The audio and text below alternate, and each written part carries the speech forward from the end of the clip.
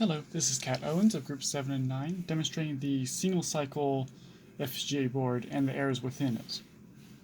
As you can see, these 4 pins are the control pins. The pin right here, it controls the selector. It's currently set to 3, and if I clock through, you can see that it lights up here. It's not supposed to do that. And as I keep clocking through, it turns off. It becomes... Oh, I had 2 selected actually, so yes, the 2 is correct value, and it comes up 2 and decimal. And I think that's relevant, but we'll see. So I change it to 3 here and start clocking. You see the 2 pop up, and it shouldn't do that either. Comes 6, which is correct. You say go to put in 4, which should be 18 in the final value.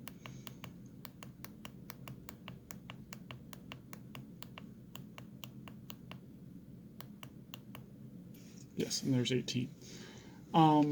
They're all pretty much correct as far as I can tell on the board. The problems, neither of these should change. This should just only display the output and hold the output all the way through. And these lights should never change until the very end. That tells me that the registers are not I don't think the registers are holding their values correctly, even though it is coded such they should. And let's look at the simulation data real quick to prove that. So here's my simulation data. This is the TB input to here. It has 1, 1. 1 is I'm using the selector bit, that's the selector bit, the first one. And you can see up here in the result, it does indeed have that 1 present. And right away with the simulation, you can see it holds this 0, 1, this 1, 0 the whole way through. It never changes in the simulation. And as it goes through 1, 2, 3, 4, the values going side diagonal like this, they do come out correctly, and they never change. This, I've chased this bug so much, I haven't been able to look on the pipeline that much.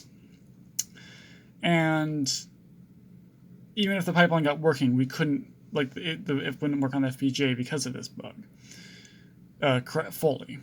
And I just don't see, in the code, there's no reason that should be broken like this.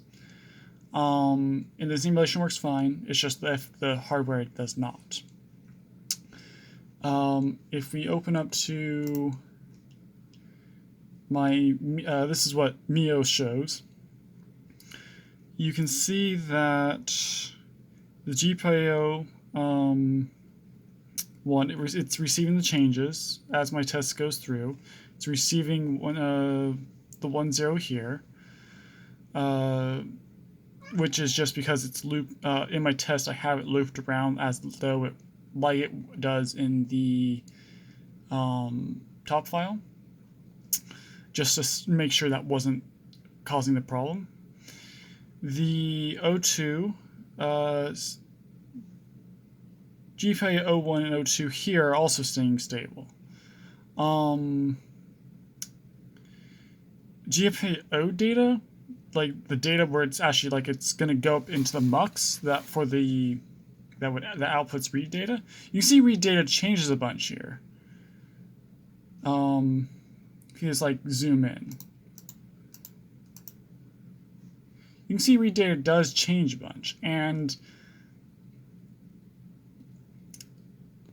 that's okay because internally it's fine with that. It's getting the correct value. It's not messing it up. But for some reason, it almost feels like when it programmed it, somehow it's mixing this read data and my GPIO 2 data, or 1, up, and causing like some of these values to change, or the registers aren't holding correctly. I just don't know. It's perplexing me. I haven't been able to figure this out, and like I said, it's delayed any sort of work on the pipelining for me. My other group members have done the pipelining. As far as I'm aware, it's not functional. And in the next video, I will show that. And just to reiterate, like GPIO, you can see where GPIO 1 and 02 are holding steady here, and in the unit itself. It's just refuses to work in the hardware, and I don't know why. That's it, and I'll see you in the next video.